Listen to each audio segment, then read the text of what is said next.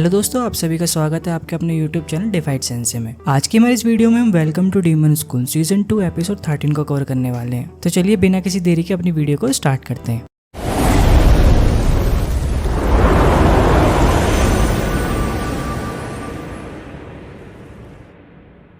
Episode की starting में हमें एक डीमन को दिखाया जाता है जो चारों तरफ तबाही मचा रहा होता है। तभी हमें बताया जाता है कि एंड ऑफ टर्मिनस किसे कहते हैं। पुरानी कहानियों के मुताबिक जो पुराना डीमन किंग था वो अपनी इवल साइकिल की वजह से अपने स्ट्रेस को कम नहीं कर पा रहा था, इसलिए अपने गुस्से को शांत करने के लिए उसने पूरे 30 दिनों तक आसपास के शहरों में तबाही मचाई। इस सबको देख के तभी उसने फैसला किया सभी डीमंस को उनका स्ट्रेस कम करने के लिए उन्हें छुट्टी दी जानी चाहिए ताकि वो अपनी फैमिली के साथ मिलकर अपना स्ट्रेस कम कर सके। और जब बेबलिस में एंड ऑफ टर्मिनस का समय आया तो इरुमा के पास इतना समय था कि वो अपना समय काट भी नहीं पा रहा था। लेकिन तभी वहाँ पे क्लैरा और एस्मोडियस आ जाते हैं उसे वाटर पार्क के बारे में बताने के लिए। तभी सीन शिफ्ट होता है, हमें वाटर पार्क को दिखाया जाता है जहाँ पे इरुमा, एस्मोडियस और क्लैरा आपस में बात कर रहे होते हैं। वाटर पार्क में इतनी सारी भीड़ देख के इरुमा काफी ज्यादा खुश हो रहा होता है। वो एस्मोडियस से भी पूछता है तो ये है वाटर पार्क। एस्मोडियस भी उसे बताता है मास्टर इरुमा जल्दी वाटर पार्क खुलने वाला है। तभी हमें मिसफिट क्लास के बाकी के बच्चों को भी दिखाया जाता है। लीड इरुमा से बोलता है हम तुम्हारे यहाँ काफी समय से वेट कर रहे थे। तभी इरुमा एमजस और लीड के पास आके उनसे बोलता है एमजस तुम्हारी विसल कितनी कूल लग रही है। तभी हमें एलिजाबेथ और क्रोकैल को दिखाया जाता है। ये दोनों घर के कपड़ों में काफी ज्यादा प्रिटी लग रही होती हैं। वहीं उन दोनों को इतनी करीब से देख के कैलोई भी उन्हें घूरने लग जाता है। तभी एमजेस उन सभी से बोलता है हम सभी वाटर पार्क में आए हैं तो हमें सभी चीजों के बारे में भूल जाना चाहिए और आज का मजा उठाना चाहिए। तभी लीड भी उन सभी से बोलता है ऐसा मैंने सोचा था। एमजेस उसकी बात को कंटिन्यू करके बोलता है लेकिन इन लोगों की वजह से ऐसा नहीं हो सकता। तभी हमें प्रोफेसर कैलग और प्रोफेसर बालम और ओपरा सेंसे को दिखाया जाता है। एमजेस की बातें सुनकर इरुमा उन्हें समझाता है दरअसल मेरे ग्रैंडपा को मेरी काफी ज्यादा चिंता है, इसलिए उन्होंने इन तीनों को मेरा बॉडीगार्ड बना के भेजा है क्योंकि मैं पहली बार इतनी दूर कहीं घूमने जा रहा था तो उन्हें काफी ज्यादा चिंता हो रही थी मेरी। तभी एमजेस इरुमा से पूछता है तुम वास्तव में सच कह रहे हो? क्या तुम पहली बार अपने घर से इतनी दूर तक आए हो? उसके जवाब में इरुमा से बताता है हाँ ये सच है। तभी क्लैरा भी उससे बोलती है अगर ऐसी बात है तो तुम्हें अपना ध्यान रखना होगा ताकि तुम कहीं खो ना जाओ। वहीं प्रोफेसर कैलागोर को भी इन सबको ऐसा देख के गुस्सा आ रहा होता है, पता नहीं मुझे ऐसा क्यों करना पड़ता है। तभी प्रोफेसर बालम उन्हें समझाते हैं ये चेयर डीमन के ऑर्डर्स हैं, इस वजह से तुम ये सब कर रहे हो। तभी ओपरा भी प्रोफेसर कैलागोर से बोलते हैं मुझे ऐसा लगता है कि शायद तुम्हें भीड़ भाड़ वाली जगह पसंद नहीं है। और वो उनसे आगे बोलते हैं तुम्हें चिंता करने की बिल्कुल भी जरूरत नहीं है, प्रोफेसर बालम और मैं दोनों ही तुम्हारे साथ रहेंगे ताकि तुम्हें डर न लगे। उनकी बातें सुन के प्रोफेसर कैलागोर उनसे बोलते हैं वो आप हैं जिनसे मैं दूर रहना चाहता हूँ। प्रोफेसर कैलागोर की बात सुन के ओपरा उनसे बोलते हैं तुम्हें शर्माने की जरूरत नहीं है। उनके जवाब में प्रोफेसर कैलागोर उनसे बोलते हैं मैं बिल्कुल भी नहीं शर्मा रहा हूँ। वहीं बाकी के बच्चे प्रोफेसर बालम से बात कर रहे होते हैं आप छोटे बालों में काफी ज्यादा अच्छे लग रहे हैं। तभी इरुमा एमजेस से पूछता है मुझे एलिसर कहीं दिखाई नहीं दे रहा, वो कहाँ पे है? एमजेस उसे बताता है वो प्रोफेसर फर्कस के साथ एक कॉन्फ्रेंस में गया है। तभी सैबनक उन सभी से बोलता है मुझे ऐसा लगता है कि हम सब यहाँ पे आ चुके हैं। उसकी बातें सुनकर इरुमा उससे बोलता है नहीं अभी एक पर्सन रह गया है। तभी हमें दिखाया जाता है इरुमा जिसकी बात कर रहा था वो और कोई नहीं एमरी होती है। एमरी को वहाँ पे देख के इरुमा उससे बोलता है मुझे अच्छा लगा कि तुम यहाँ पे आई।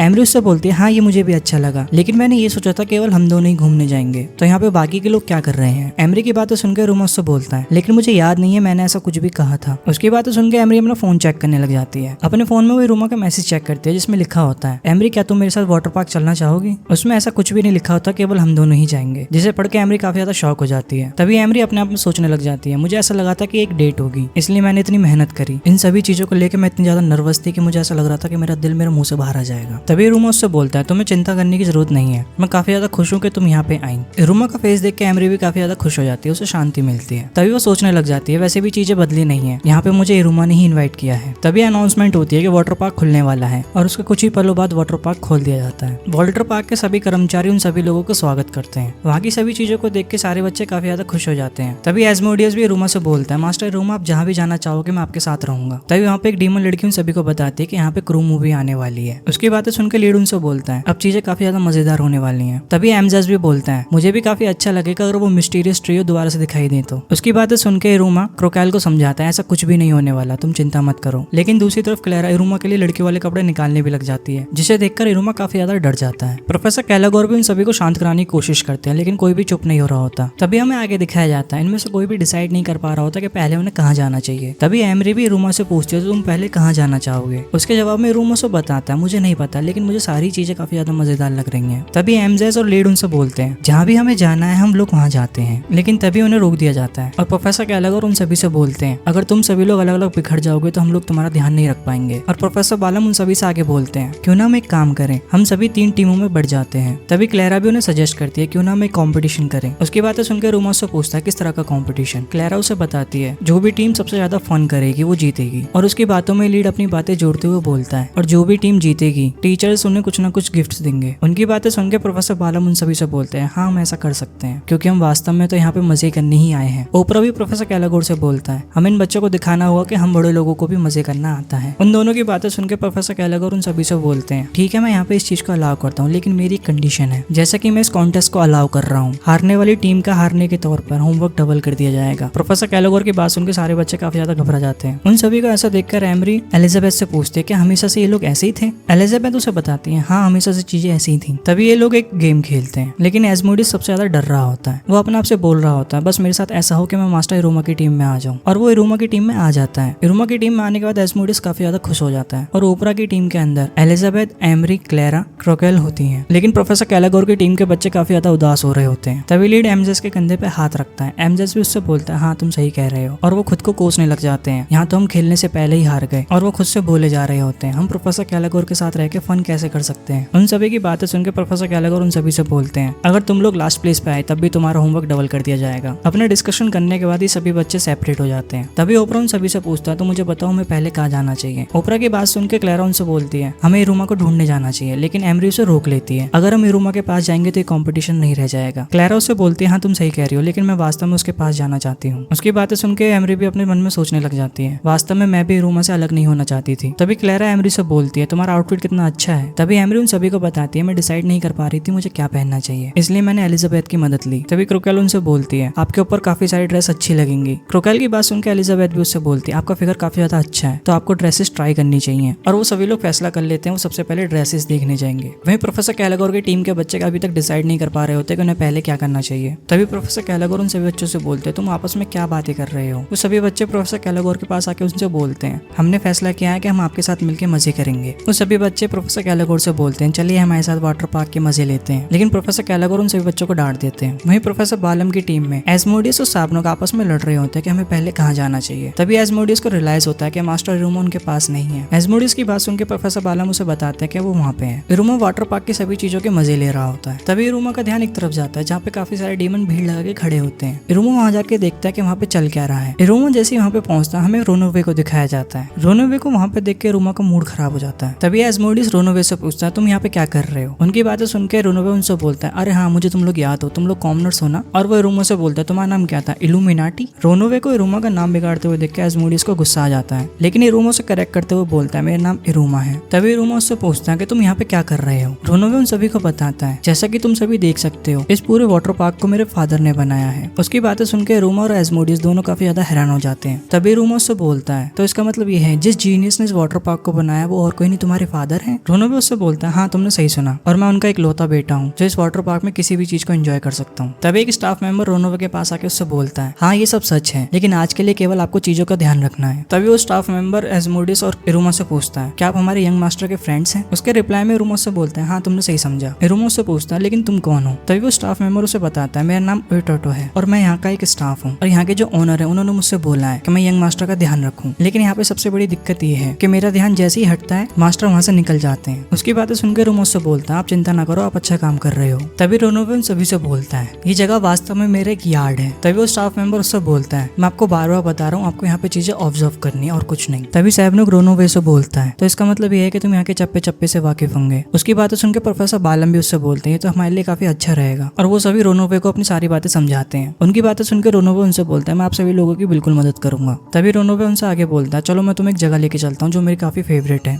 और इस जगह के बारे में केवल VIP लोगों को ही पता है। तभी वो स्टाफ मेंबर रोनोवे से मना करता है नहीं हम बेसमेंट के अंदर नहीं जा सकते। तभी रोनोवे उन सभी को समझाता है जैसा कि तुम देख सकते हो यहाँ पे सारी चीजें केवल अट्रैक्शन के लिए हैं। ये सभी चीजें काम करती हैं एक मैसिव अमाउंट माना की वजह से और उस पावर का जो सोर्स है वो इस बेसमेंट के काफी नीचे है। उसकी बातें सुनकर इरूमा उससे बोलता है तुम्हारा कहने का क्या मतलब है। रोनोवे उससे बताता है इस बेसमेंट के नीचे वो सभी डीमंस रहते हैं जिन्होंने अपनी लाइफ में कोई क्राइम किया हो। और वो उसे आगे समझाता है इस वाटर पार्क के नीचे जो बेसमेंट है वास्तव में वो एक जेल है। काफी सारे डीमंस ऐसे हैं जिन्हें उसे देखना चाहिए लेकिन वो स्टाफ मेंबर उसे बार बार मना कर रहा होता हम ऐसा नहीं कर सकते हैं। तभी प्रोफेसर बालम उससे बोलते हैं इन बच्चों के मेंटोर के तौर पर मैं ये सारी चीजें अलाउ नहीं कर सकता। तभी एस्मोडियस भी उससे बोलता है हमें वहाँ जाने की कोई जरूरत नहीं है मास्टर इरूमा। आगे सीन शिफ्ट होता है हमें जेल के अंदर का सीन दिखाया जाता है। वहाँ पे कोई बोल रहा होता है क्या ये नंबर 13 है। तभी हमें उस डीमन को दिखाया जाता है उसका कॉलर नंबर होता है 1313 और वो बोलता है मुझे यहाँ पे वापस से आके काफी अच्छा लग रहा है। तभी हमें दिखाया जाता है इस प्रिजन का नाम है उरोबोरस प्रिजन। इसके अंदर 1600 कैदियों को रखा गया है। यहाँ पे सभी प्रिजनर्स को अपनी पनिशमेंट के तौर पर अपने माना को एक मशीन के जरिए वाटर पार्क के एनर्जी सोर्स तक पहुंचाना होता है। तभी वहाँ पे एक डीमन बाकी डीमन से कंप्लेन कर रहा होता है। मुझे इन लोगों की हंसी सुन के काफी ज्यादा गुस्सा आता है। ये सभी लोग वाटर पार्क के अंदर कितने मजे कर रहे हैं। ये हमारी हेट रेट को अपने मजे के लिए इस्तेमाल कर रहे हैं। हमारे माना की वजह से इस स्टूपिड पार्क के अंदर जितनी भी चीजें चल रही हैं। तभी दूसरा डीमन बोलता है लेकिन यहाँ पे कुछ लोग ऐसे बेवकूफ भी हैं जो अपनी मर्जी से यहाँ पर आए हैं। तभी हमें दिखाया जाता है ये किसी और की नहीं किरियो की बात कर रहा होता है। किरियो को यहाँ पे 2 साल की सजा हुई होती है। इसने बेबलस को खत्म करने की साजिश की थी लेकिन इरुमा की वजह से इसका प्लान फ्लॉप हो जाता है, जिस वजह से इसे अब जेल में सड़ना पड़ रहा है। तभी दूसरा डीमन भी उससे पूछता है क्या तुम वास्तव में अपनी मर्जी से यहाँ पे आए हो। उसकी बातें सुनकर किरियो से जवाब देने ही वाला होता है लेकिन तभी उसे खून की उल्टी हो जाती है। तभी वहाँ का इंचार्ज किरियो और उसके साथ एक डीमन को प्रिजन के अंदर वापस फेंक देते हैं। लेकिन जो डीमन उन दोनों को लेके जा रहा होता है वो वास्तव में उन्हें उनके सेल के अंदर नहीं ले जाता, वो उन्हें एक जगह ले जाता है जहाँ पे फाइट्स होती हैं। तभी हमें दिखाया जाता है उस डीमन ने इन दोनों को उस जगह लाके छोड़ दिया है जहाँ पे सभी डीमंस अपनी इवल साइकिल में आने के बाद रहते हैं। उन सभी डीमंस को देख के उस डीमन की काफी ज्यादा हवा खराब हो रही होती है। जैसे ही उन सभी में से एक डीमन उन दोनों के पास आता है तो उन दोनों में से एक डीमन के दिमाग में चलने लग जाता है क्या हमारा अंत ऐसे ही होगा, क्या ये लोग अब हमें पंचिंग बैग की तरह यूज करेंगे। तभी वो डीमन किरियो से पूछता है किरियो क्या तुम ठीक हो। तभी दूसरा डीमन बोलता है मुझे ऐसा लगता है कि इसके मुंह से दोबारा से खून आ गया है। तभी वो डीमन दूसरे डीमन को बुलाता है जिसका नाम डॉटी होता है। वो किरियो को अपने हाथों से हवा करने लग जाता है। तभी बाकी सभी भी दूसरे डीमन से बोलते हैं तुम यहाँ पे आके बैठ सकते हो। वो डीमन फिर भी डर रहा होता है क्या तुम लोग मुझे मारना चाहते हो। तभी वो डीमन उसे दोबारा से जवाब देता है नहीं ऐसा बिल्कुल भी नहीं है, आज हम लोग यहाँ पे इकट्ठे इसलिए हुए ताकि हम बात कर सके। दरअसल गार्ड्स भी यहाँ पे आने में काफी ज्यादा डरते हैं, इसलिए अच्छी जगह है यहाँ पे हम बात कर सकते हैं। तुम्हारा नसीब अच्छा है कि तुम यहाँ पे आ पाए हो नए लड़के, क्या तुम हमारे प्लान के बारे में जानना चाहते हो। उनकी बातें सुनकर वो डीमन भी उनसे बोलता है तुम किस प्लान के बारे में बात कर रहे हो। तभी दूसरा डीमन उससे बोलता है अगर हम प्रिजन में बैठ के कोई प्लान बना रहे हैं तो तुम बताओ प्लान क्या हो सकता है। वो प्लान और कोई नहीं है, हम प्रिजन को तोड़ के बाहर जाने वाले हैं। उनकी बातें सुनकर वो डीमन काफी ज्यादा डर जाता है। वो उनसे बोलता है क्या तुम सच में प्रिजन ब्रेक करने वाले हो। तभी वो डीमन उन सभी से बोलता है लेकिन ऐसा नहीं हो सकता, यहाँ का जो वाइस चीफ गार्ड है वो एक अपर रैंक का डीमन है। तभी हमें बताया जाता है वाइस चीफ गार्ड का नाम होता है टिरियन द हैंडशेकर। तभी ग्रुप में से एक डीमन उसे बताता है दरअसल हमें बाहर से मदद मिलने वाली है। तभी वो डीमन उसे आगे बताता है और मुझे ऐसा लगता है तुमने भी इन सबके बारे में सुन रखा होगा। जो लोग हमारी मदद करने वाले हैं वो और कोई नहीं 6 फिंगर्स हैं। उसकी बातें सुनकर वो डीमन काफी ज्यादा शॉक हो जाता है। वो उससे बोलता है क्या मतलब है तुम्हारा, तुम सभी की जो मदद करने वाले हैं वो और कोई 6 फिंगर्स हैं। तभी वो डीमन उससे आगे बोलता है लेकिन 6 फिंगर्स हम जैसे लोगों की मदद क्यों करेंगे। उसके जवाब में दूसरा डीमन उसे बताता है दरअसल उनका अगला टारगेट वाटर पार्क है। और वो किरियो की तरफ देख के उससे पूछने लग जाता है किरियो क्या मैं सही कह रहा हूँ। किरियो भी उसके जवाब में हाँ बोलता है और वो उस डीमन को बताता है किरियो ही वो डीमन है जिसने 6 फिंगर से कांटेक्ट किया है। तभी किरियो उसे समझाता है दरअसल मैं किसी को जानता हूँ जो हमारी मदद कर सकता है और उन्होंने कहा है अगर हम उनकी मदद करें तो हमें यहाँ से जाने देंगे। तभी वो डीमन बाकी डीमन से पूछता है इसका क्या मतलब है। तभी दूसरा डीमन उसे बताता है इसका मतलब यह है कि वाटर पार्क को जड़ से खत्म करना चाहते हैं जिस वजह से 6 फिंगर्स यहाँ पे आ रहे हैं। उसकी बातें सुनकर वो डीमन भी काफी ज्यादा खुश हो जाता है और वो उनसे आगे बोलता है इसका मतलब है कि हम वाटर पार्क को खत्म करने वाले हैं। तभी दूसरा डीमन उससे बोलता है हाँ हम वाटर पार्क को खत्म करके यहाँ से निकल जाएंगे। तभी वो डीमन उन सभी से बोलता है तो मुझे बताओ कि चीजें कब स्टार्ट करनी है। उसके जवाब में किरियो से बताता है ये चीजें सारी की सारी आज स्टार्ट होंगी। तभी पहले वाला डीमन उन सभी को बताता है आज ही वो दिन होगा जिस दिन वाटर पार्क आग में जलेगा और हम सभी लोगों को यहाँ से आजादी मिलेगी। तभी किरियो भी उससे बोलता है ये सब एक तरह का रिवेंज है, हम इन सभी खुशियों को शोर में बदल देंगे। और वो अपनी इयरिंग को सलाते हुए बोलता है मैं अपनी एक्साइटमेंट को कंट्रोल नहीं कर पा रहा हूँ। तभी हमें इरुमा को दिखाया जाता है वो अपने फोन में चेक कर रहा होता है कि सभी लोग कितने मजे कर रहे हैं। तो दोस्तों इसी के साथ ये एपिसोड यहाँ पे खत्म हो जाता है। अगर आपको हमारी वीडियो पसंद आ रही हो तो हमारे चैनल को सब्सक्राइब करें और वीडियोस को लाइक करना बिल्कुल ना भूलें।